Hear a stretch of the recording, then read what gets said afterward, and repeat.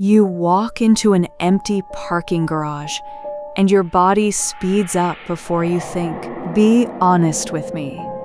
Have you ever crossed a place where there should have been people, glanced over your shoulder for no reason, and felt that your body had decided something before your mind did? This video is about why that hits so deep, why this fear is so old, and about the worst part, the one science still can't close. The feeling that the place isn't just empty, it's paying attention. This has a name, several, actually, but before the name came the scene. The echo of your shoe in a hallway that's too wide, the hum of the air on a floor with no one on it, your phone screen becoming your one lit path.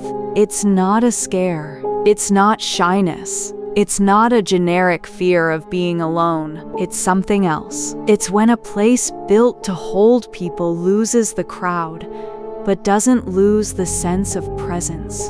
And in the space that's left, something starts to pay attention. You know what I'm talking about. Your steps getting shorter without you deciding. The glance over your shoulder that comes before the explanation. The body closes first. The mind tries to negotiate afterward. It must be the echo. It must be the light. It must be habit. But the crossing has already changed. And that's what makes this fear go so deep.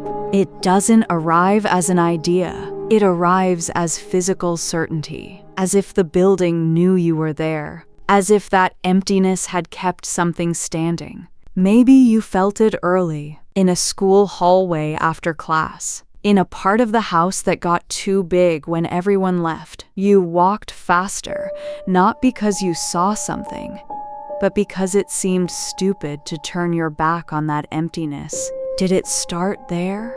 Not the fear of the dark, the fear of a space that was left without people, but not left alone. If you've ever had a place like that, comment which one it was. Almost everyone has one. Almost no one talks about it. But you weren't the only one. Anyone who works alone at night learns fast that empty and silent are not the same thing. A night guard, a cleaner on the late shift. The account almost never comes big. It comes short. I picked up my pace. I knew there was someone in the building. I heard a voice, and there was no one. The setting stays ordinary. What gives it away is the reaction. The body shifts gears because the scene stopped being neutral. This shows up again in ordinary places. A mall after the doors close. The family house on an empty weekend. The same house as always, and still you move through it differently. You recognize the place right away. What disappears is its innocence. The main piece is missing, people, and that absence doesn't ease anything. It weighs. Online, a lot of people recognize this in a single image. A hallway that's too long, white light, damp carpet, and not a single person. Nothing in it is threatening on its own. The problem is the combination. A space ready for human traffic, no traffic at all, and still, the impression that the place didn't stay neutral. It stayed occupied in a wrong way. In other cases, the clothing changes and the nerve stays. A church too empty for the hour. A ruin that still holds the outline of collective life.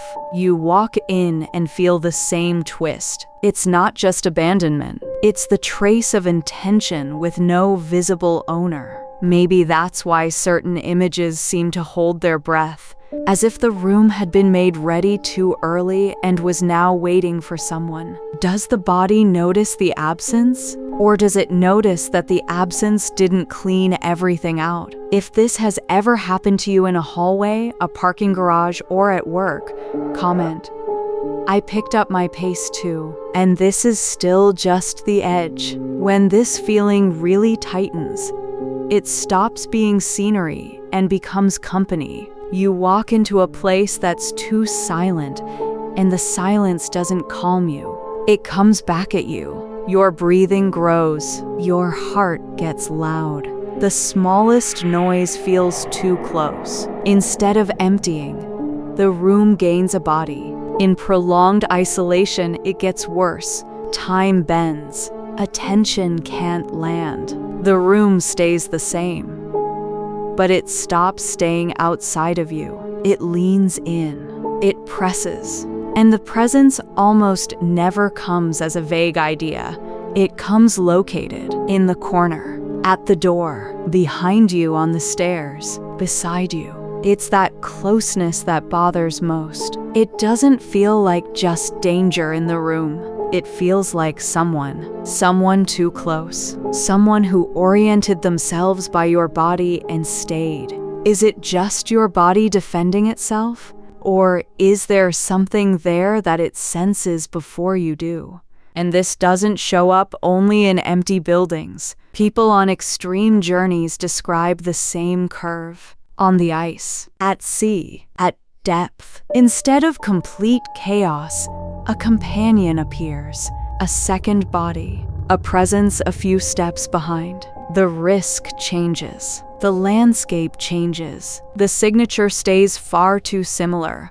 That's why the hallway after hours weighs more than it should. It touches a feeling that comes back in contexts that have nothing to do with each other. The impression isn't just that the place got strange. The impression is that someone is with you, or waiting for you. And it even changes the way you cross the space. You don't walk the same. You calculate the exit. You avoid looking for too long. You try not to give the place the chance to confirm what it already seems to know. If you've ever felt company where there was no one, comment, "I know that presence." The greatest irony might be this. You walk into the emptiest place there is, and you leave it accompanied. The internet only gave a new frame to a chill that existed long before it. Because empty doesn't stay empty for long. It gathers noise. It gathers expectation.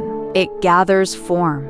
And it almost never settles into an object. It settles into a presence. Science has words for this. Part of this is mechanical. In an ambiguous environment, your mind prefers to err on the side of agency.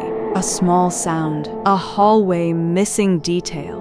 The system assumes someone before it assumes no one. It's a useful error. Better to suspect a presence and be wrong than to notice too late that there really was something there. There's also the social part. You were made to live surrounded by people. Being alone isn't neutral for an animal like you. When the place should have people and doesn't, the body raises its guard, the chest tightens, the step speeds up. You check again. That explains why the reaction comes so early. In sensory deprivation, this gets even rawer. With little stimulus coming in, perception starts to fill in. Silence amplifies the sound of your own body. The border between perceiving and inventing gets less clean. It helps explain why a room that's too silent or a cell that's too empty can produce a figure, company, pursuit. There's also the problem of prediction. If signals are missing, the mind fills them in. If people are missing from a space designed for them, that very absence becomes strange data. The room can seem occupied, the hallway can seem inhabited, and there's the place itself.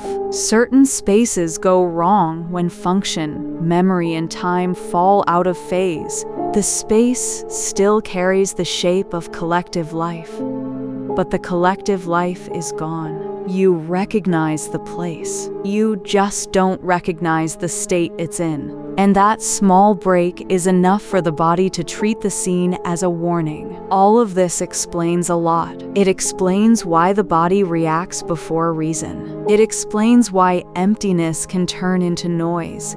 It explains why the space seems full. But does it really explain everything? Because there's one thing it doesn't close. It doesn't explain why so many people in such different situations arrive at the same remainder. Not the remainder of fear, the remainder of someone. You can call it an agency detector, evolutionary vigilance, sensory deprivation, prediction, memory of the space. All of it catches real parts of the process. Even so, when the experience reaches the mouth of the person who felt it, it shrinks to a sentence too short and too repeated. Someone was there. What's left looks like a person. The quality of being watched, of being chosen by the attention of something else. Not just discomfort, not just error, not just too much noise inside your own head. It feels like someone interested in you, and the recurrence stays hard to swallow. A commercial hallway at night, a cell in absolute silence, the ice of a crossing where there should be no one else. The setting changes a lot, the signature changes little. The presence orients itself by your body. It stays beside you. It stays behind you. It waits at the edge. If this were just a mess of perception, you'd expect more disorder, more formless things. Instead, what comes back is closeness, a second body, an observer, sometimes almost protective, sometimes hostile, but almost always someone. So the question from the beginning gets worse. It's not just why empty places are frightening. It's why so many people feel not just the absence of people, but the persistence of a presence.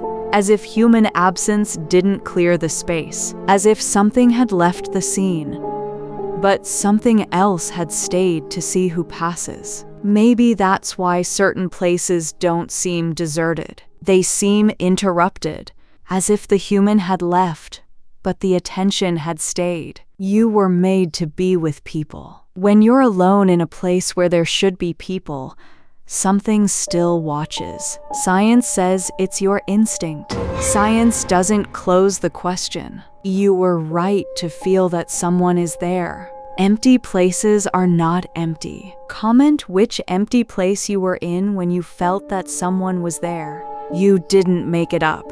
And the next video is already waiting for you. Click and watch.